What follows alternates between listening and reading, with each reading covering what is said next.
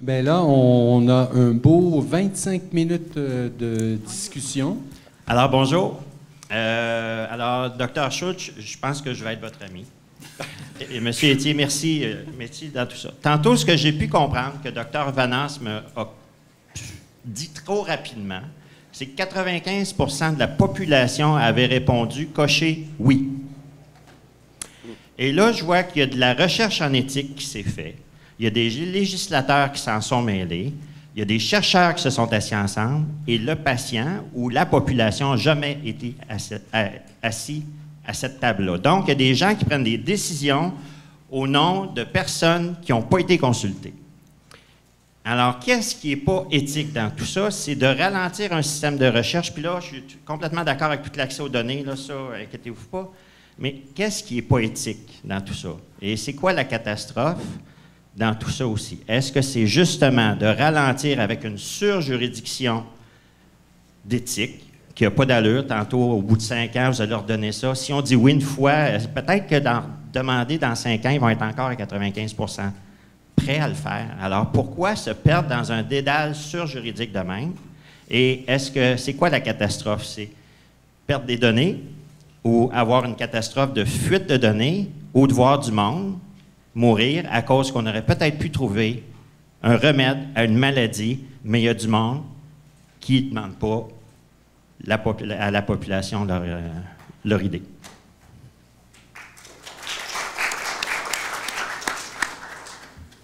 Je ne sais pas si c'est une question, mais écoute, je suis d'accord avec vous. C'est ça. Non, mais c'est vrai. Écoutez, je peux vous dire une chose, c'est que dans notre modèle en Ontario, l'Institut existe depuis 25 ans, c'est la 26e année. Et je dois avouer que l'implication des patients a commencé il y a à peu près 18 mois. C'est la réalité. Et je ne dis pas, je ne suis pas fier de ça, c'est juste la réalité parce qu'on faisait notre affaire, personne ne se plaignait, tout le monde était content. On pensait en tout cas. Mais là, on réalise que maintenant, on doit impliquer les patients. Et ce n'est pas juste l'Institut comme tel, c'est nos chercheurs eux-mêmes, dans leurs projets spécifiques, pratiquement tous maintenant, impliquent les patients. Mais ça veut dire qu'il faut quand même qu'on en fasse plus. Et jusqu'à présent, ce qu'on voit, c'est que les gens avec qui on parle nous demandent, ils veulent savoir qu'est-ce qu'on fait avec les données, comment c'est contrôlé, êtes-vous fiable, êtes-vous pas fiable. Puis une chose qui est sûre, là, on parle souvent on en parlait un peu ce matin, de public versus industrie, tout ça. No one gets a free pass. C'est pas comme tout le monde en industrie sont mauvais, puis tout le monde en secteur public sont corrects, là, pas en tout. Ils veulent savoir qu'est-ce que tout le monde fait, puis ils ont bien raison de vouloir le savoir. Et pourquoi vous n'en faites pas plus? Alors, exactement comme tu dis, je suis absolument d'accord qu'on doit balancer les risques. Il y a un risque et l'éthique qui est associé avec la confidentialité et le droit de maintenir la confidentialité des patients. Il y a le risque et l'éthique de ne pas utiliser ces données pour améliorer les soins, pour améliorer notre système aussi, et c'est une balance. Maud Laberge, je suis professeure à l'Université Laval. Puis vous avez parlé de confiance, puis je pense que c'est un élément très important. Un autre élément aussi, je pense que la population, on a vu quand même une ouverture, mais aussi donc, dans les brèches qu'il y a eu récemment dans les compagnies privées, j'ai pas encore vu de grands titres qui disaient des millions de personnes délitent leur compte Facebook. Non. Pourquoi? Parce qu'ils ont un bénéfice à l'utiliser. Puis finalement, ce qui nous manque peut-être par rapport à la santé, puis les éthiciens qui ont été impliqués, puis l'aspect légal, c'est de comprendre les bénéfices associés et de remettre ça justement dans la balance avec quels sont les coûts, les risques, etc. Mais il y a des bénéfices réels.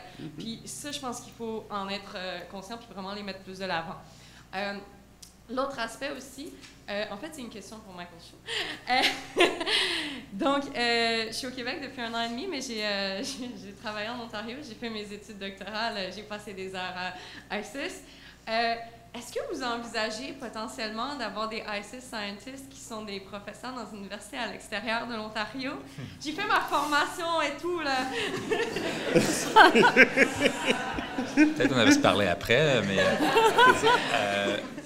écoutez, en fait, comme probablement tu sais, maintenant, un chercheur n'importe où au Canada et même internationalement peut avoir accès à nos données sur notre plateforme virtuelle. Mais c'est vrai qu'il y a une différence quand tu es un scientiste avec l'Institut. On peut peut-être parler offline de ça. Il y a certaines complications administratives. Mais je veux juste commenter sur ce qu'on vient de voir. Fait que là, c'est un chercheur qui dit « Wow, il se fait des choses fantastiques en Ontario, je peux-tu y aller? » Moi, je veux qu'on les fasse ici, les recherches, avec les données des patients ici au Québec, et que ça serve et que ça alimente notre système de soins. L'exemple que je vous ai donné, c'est un vrai chercheur du Québec qui faisait de la recherche sur le cancer du sein, et pour savoir comment on allait les prendre en charge et d'aller chercher des données de l'Ontario. On a eu des résultats très bien. Je suis sûre que l'étude est très utile, mais je veux une prise en charge au Québec. Mais je peux aussi juste ajouter une chose, parce que... Mais ça n'enlève rien. On a besoin d'ISIS. Mais mon point, c'est justement que comme chercheur, comme scientifique qui vit en Ontario, comme Canadien, on a besoin du Québec. On a besoin des chercheurs du Québec, on a besoin des connaissances du Québec, on a besoin des données du Québec. Moi, j'ai été entraîné à McGill, à l'Université de Montréal, Sherbrooke. Il y a énormément de talents ici dont on a besoin dans notre pays. Alors, pour moi, moi non plus, je serais très content si vous voulez utiliser nos données, mais moi, ce que je veux, c'est qu'une chercheuse comme ce professeur-là puisse accéder aux données du Québec. Et en passant, moi aussi, j'aimerais en avoir accès avec nos données pour pouvoir comparer ce qui se passe en Ontario au Québec.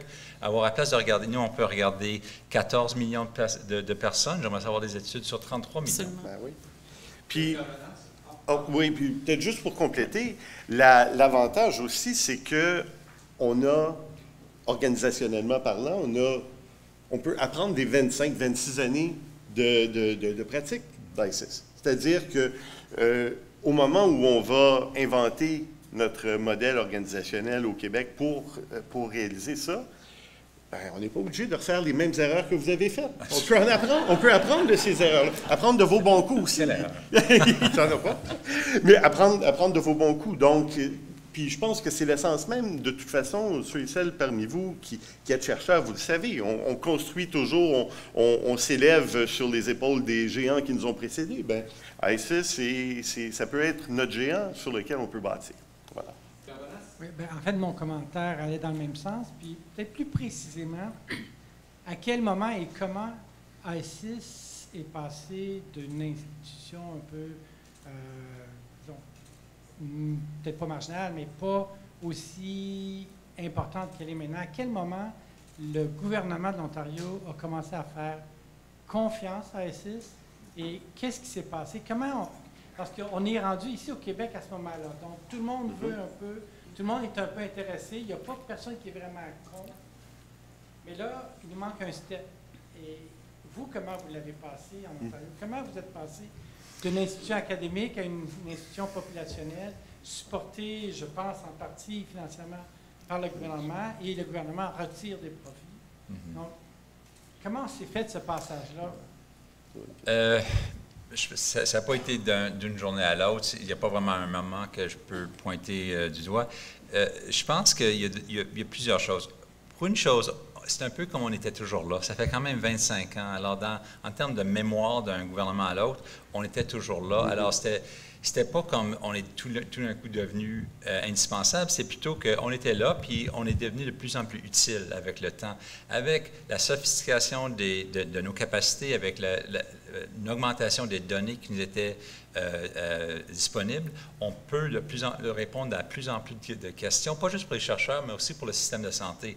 Je n'ai pas vraiment mentionné, mais on reçoit aussi des questions du gouvernement, on reçoit des questions des hôpitaux, on reçoit des questions des régies régionaux qui veulent savoir, des questions très simples, souvent descriptives de ce qui se passe dans notre région à comparer à d'autres régions en termes de réadmission pour des infarctus ou you name it.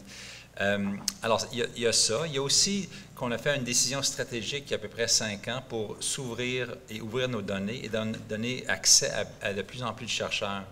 Et maintenant, on est rendu, on donne accès vraiment à un chercheur n'importe où au Canada et même n'importe où dans le monde. Encore une fois, il y a quelques petites astérix à côté de ça, mais généralement, on ouvre accès avant. Il fallait vraiment être un scientiste affilié avec l'institution, venir dans notre... on avait une siège social à Toronto, il fallait être dans le building pour avoir accès aux données. Maintenant, tu peux être dans ton sous-sol ou dans ton bureau et faire toutes les analyses. Alors, ça veut dire qu'il y a beaucoup plus de monde qui utilise nos données. il y a beaucoup plus de réponses qui sont produites par ces données-là. Il y a beaucoup plus d'études. Le nombre d'études augmente tout le temps. Et je pense qu'on devient... You just become part of the furniture. C'est un élément important dans le système qui devient un peu incontournable et c'est beaucoup plus facile, par exemple, pour augmenter les données, amener les données d'un système social ou éducationnel. On pourrait établir un autre repositoire à côté d'ICIS, mais pourquoi faire ça? Pourquoi dupliquer quand on a toute l'infrastructure qui existe? Alors, on devient un peu un champ magnétique qui attire les données éventuellement. Alors, je pense qu'il n'y a pas vraiment... je n'ai pas trop répondu à la question. Il y a aussi la question de confiance. On est un institut public, on est subventionné, comme vous dites, par le gouvernement, par le ministère de la Santé de façon importante. Et je pense qu'on travaille très fort pour garder notre crédibilité. On essaie d'être le plus transparent possible, on essaie d'être le plus crédible possible. On fait très attention aux conflits d'intérêts pour nos scientistes et leur implication avec le privé. On croit qu'il y a un rôle légitime pour le secteur privé, mais ça doit être bien encadré. Et on fait tout ce qu'on peut pour protéger, mais en même temps, le mot ce matin, je pense, c'est intendant, être un steward. En anglais, c'est stewardship. Je trouve que c'est vraiment le mot. C'est une balance entre la protection et l'utilisation. Trop protéger, c'est mauvais, comme trop laisser utiliser tout le monde, c'est mauvais. Donc, vous pouvez dormir la nuit, et le gouvernement fait un rapport à votre institution. Écoute, si demain, il y avait un énorme problème, moi, écoute, c'est sûr qu'il faut we don't rest on our laurels. Je ne donne pas carte blanche à personne avec nos données. On a des chercheurs qui sont là depuis 12 ans, qui sont fantastiques, qui ont publié en New England, je ne sais pas combien de fois. Ce chercheur-là remplit tout le paperwork que n'importe qui. Il va avoir tous les mêmes contrôles que n'importe qui. Il n'y a personne qui a carte blanche. On ne joue pas dans les données sans, juste pour aller voir ce qui se passe. On a des procédures et le monde se plaigne. C'est drôle parce que quand j'adore venir au Québec parce que si je donnais ce discours ici en Ontario, j'aurais 10 chercheurs qui me diraient à quel point c'est trop compliqué de travailler avec ICIS, on attend trop longtemps, il faut que j'attende 3 mois, my God, c'est terrible. Comment ça se fait? Tu me charges 4000 $ pour ça, c'est incroyable. Écoute, mon email, je te le montrer, c'est rempli de choses comme ça. Alors, alors, on a, moi aussi, on essaie d'améliorer, mais c'est toujours un processus d'amélioration. Moi, j'ai une question. Je suis content. Sur le panel, là, il y a un avocat, un administrateur et un citoyen. Donc, je vais poser ma question à vous trois. Vous savez, comme Ontarien, j'ai été hospitalisé pour un infarctus du myocarde. En rentrant à la maison, j'ai ouvert mon Facebook durant ma convalescence, puis là, j'ai reçu des courriels de propagande. Là, bien, finalement, à l'élection américaine, j'ai voté pour Trump. Fait que là, Cambridge Analytica avait utilisé mes données, fait que je ne fais plus confiance, moi, aux bases de données administratives. Et je voudrais qu'on retire mon dossier de ICIS. Est-ce que je peux y accéder? Est-ce que je peux vous demander d'immédiatement retirer tout mon dossier des bases de données administratives? Est-ce que vous êtes capable de le faire? Et si oui, c'est quoi les dispositions législatives pour le faire? C'est une question pour l'avocat, je pense. Oui, bien, c'est quoi au Québec? C'est quoi en Ontario? J'ai pas relu ma loi de l'Ontario hier soir. Non, mais évidemment, je ne suis pas ontarien, mais c'est... Le cas de figure. Bien, je pense que la question du retrait va me ramener à ma question éthique, mais pour l'instant, c'est très certain qu'en termes d'accès à mes soins, il est sous-entendu que pour que je puisse avoir des soins, mes données vont être dans la base de données. Comme ça a été mentionné ce matin, quand la DME est entrée en vie, en tout cas, vous avez reçu un petit courriel dans lequel vous aviez l'option de « opter out ». Je recherchais le carton, justement, en fin de semaine, en pensant à la présentation, puis je l'ai gardé. Et donc, il y a eu une opportunité de sortir, opportunité que je crois qui peut toujours être exercée. J'ai vu la page où on peut aller faire, je crois que ce n'est pas encore fonctionnel, mais où on peut exercer ce opting out-là. Donc, c'est intéressant parce qu'il y a différents outils, justement, pour que la personne puisse le faire. Mais là, on est dans le cadre des soins. Hein? Puis là, il y a une fiction juridique qui fait en sorte que les soins puis la recherche, c'est deux mondes. Je dois vous avouer que ça va être un défi pour nous, les juristes, parce que de plus en plus, cette ligne-là tend à être floue, alors qu'elle fait partie des balises sur lesquelles on compte pour dire, bon, là, je suis dans quoi? Là? Je suis dans un contexte de soins ou je suis dans un contexte de recherche? Et ça va être un bon défi pour nous. Je ne sais pas si j'ai répondu. Ouais. Monsieur Etier, est-ce que vous avez... Est-ce qu'on devrait avoir l'opportunité de pouvoir se retirer ou accéder aux données pour... Bien, comme je le disais, cette confiance-là, elle est pas générique, elle est particulière. C'est-à-dire que lorsqu'un patient décide de faire confiance, évidemment, le patient va faire confiance à quelqu'un, à un professionnel, à des professionnels de la santé qui sont à l'intérieur d'un système, puis qui vont emmagasiner, qui vont être des bons stewards de ces données-là, qui ont des obligations déontologiques en ce sens-là, dans leur code, dans le code de déontologie de leur ordre professionnel. Cette confiance-là, je pense qu'elle peut se retirer. Elle peut se retirer ou elle peut se moduler. Elle peut dire, par exemple, ben moi, je consens à ce que ces données-ci soient partagées, mais pas celles-ci, qu'elles soient partagées à ces fins-ci, mais pas à celles-là, qu'elles soient partagées avec ces instances ou ces institutions-ci, mais pas celles-là. Je pense que cette confiance-là, elle peut être modulée, mais encore faut-il que le patient, la patiente, sache qu'il est possible de moduler cette confiance-là. Donc, il y a le principe, puis il y a l'effectivité de la mesure, ces deux choses. Je voulais juste reprendre avec mon chapeau de plus d'éthicienne que d'avocate. En recherche, c'est un principe fondamental que oui, tu peux te retirer. Ça fait partie des droits fondamentaux quand on fait de la recherche. Je reviens sur mon questionnement. C'est un vrai questionnement que j'ai là, en éthique, en intelligence artificielle particulièrement.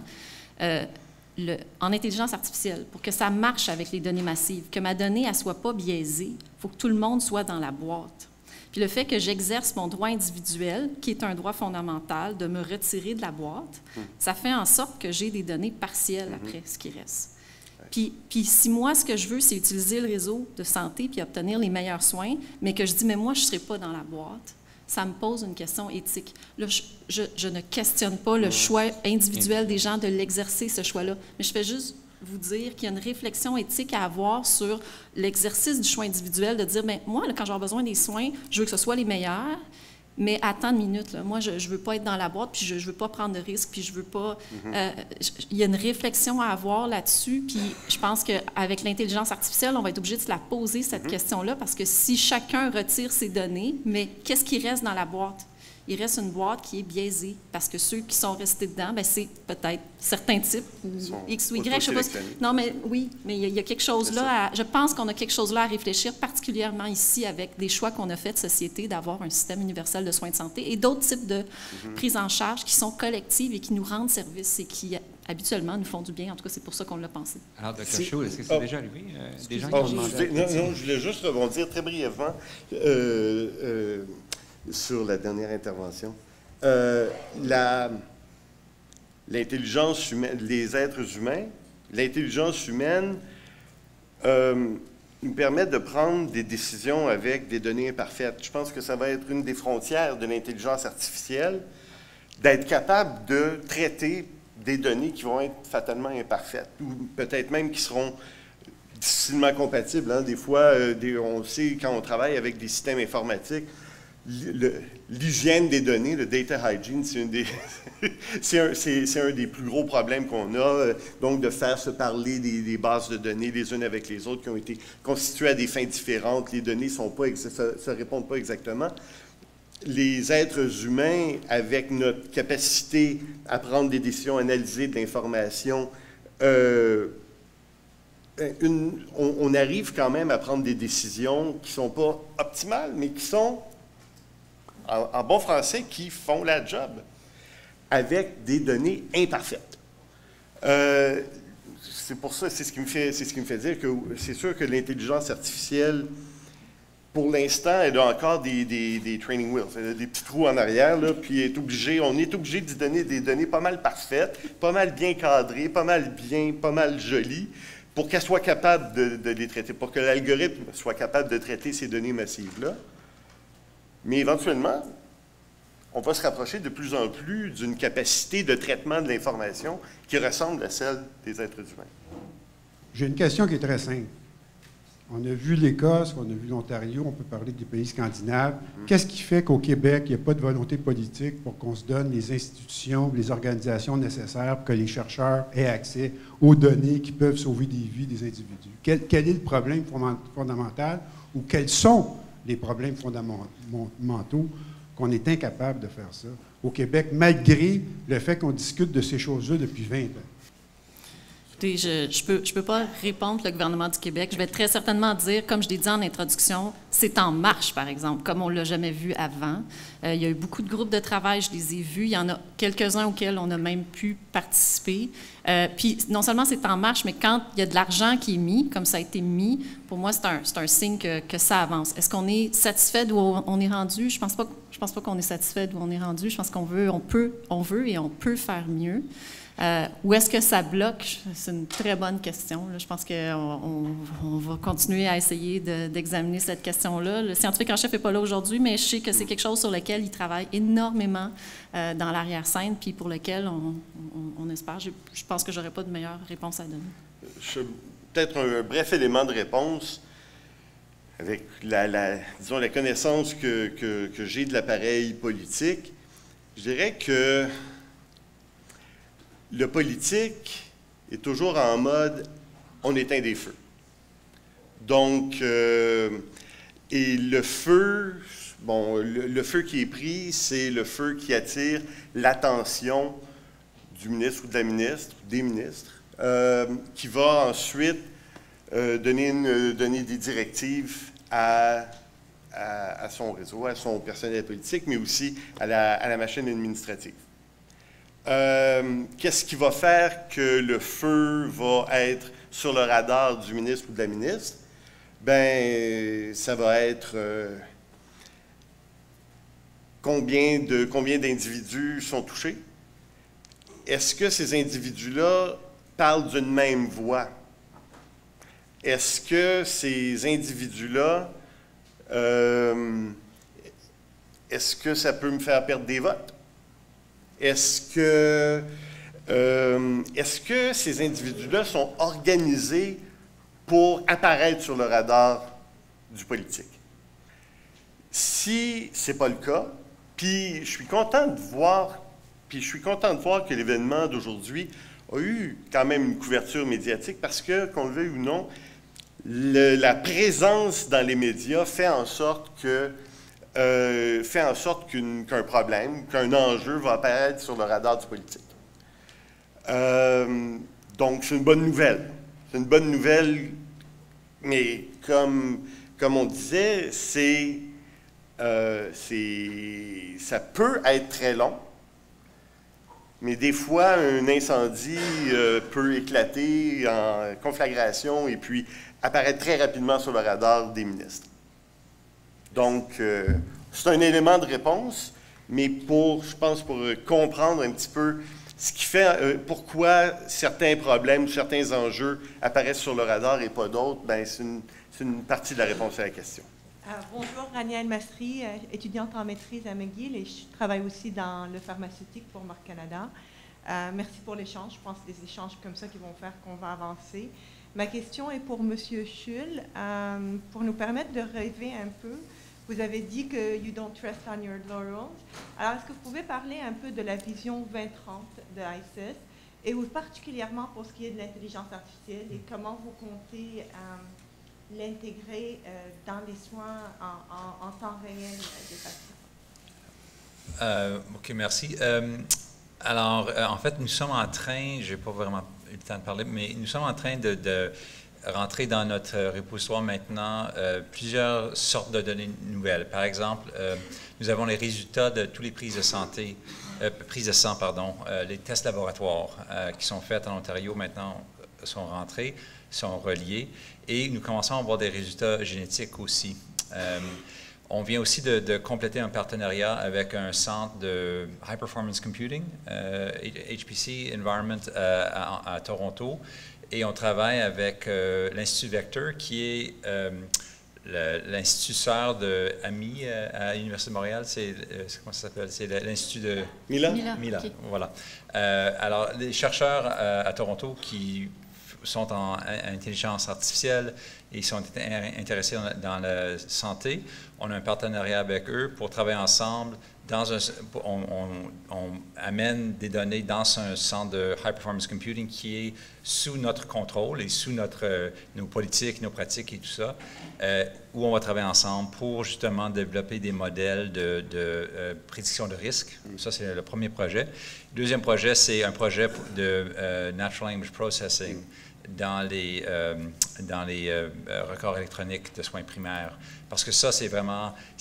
On a vu ce matin l'exemple de image recognition for moles. Ça, c'est vraiment ready for prime time, cette technologie-là. Mais en termes de texte médical et natural language processing pour ça, c'est vraiment pas du tout prêt. Alors, il y a beaucoup de travail à faire là.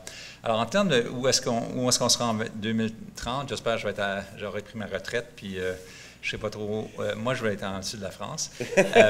Mais je pense que c'est un modèle qui va être où on va avoir plus de données qui parviennent d'ailleurs que le système de santé. Je pense qu'on comprend tous que les facteurs qui prédisent les outcomes ne sont pas juste dans notre système, ils sont partout dans notre société. Je pense que ça inclut aussi les données qu'on produit nous-mêmes comme individus. Je pense qu'on va travailler encore plus de façon interdisciplinaire avec des chercheurs qu'on le fait maintenant. Et je pense que l'accès va être plus facile, non seulement pour les chercheurs, mais aussi pour les patients eux-mêmes, qu'ils puissent eux-mêmes aller voir leurs données et avoir plus de contrôle eux-mêmes sur leur contact avec le système de santé et même manager leur santé de façon plus facile. On parle de decision aids pour un médecin, mais pourquoi pas un decision aid pour le patient? Pour dire aujourd'hui, tu devrais faire ci ou ça, ou moi, j'aimerais que quelqu'un me donne un reminder pour aller faire l'exercice de temps en temps, ça serait bien. Alors, c'est ça. Est-ce que vous avez le political will pour le faire? Est-ce que vous trouvez que vous avez le support nécessaire pour y arriver? Non. Ça prend toujours plus d'argent qu'on a. But if you build it, they will come. Il faut avoir la vision, il faut faire des pas. Par exemple, notre partenariat avec le Centre de High Performance Computing, on a commencé avec 200 000 $. Et maintenant, on attire des millions parce qu'on a commencé à bâtir quelque chose, on a démontré la valeur et on a des partenaires qui se pointent. Et je pense que c'est ça. Dans le secteur public, c'est comme ça que ça marche.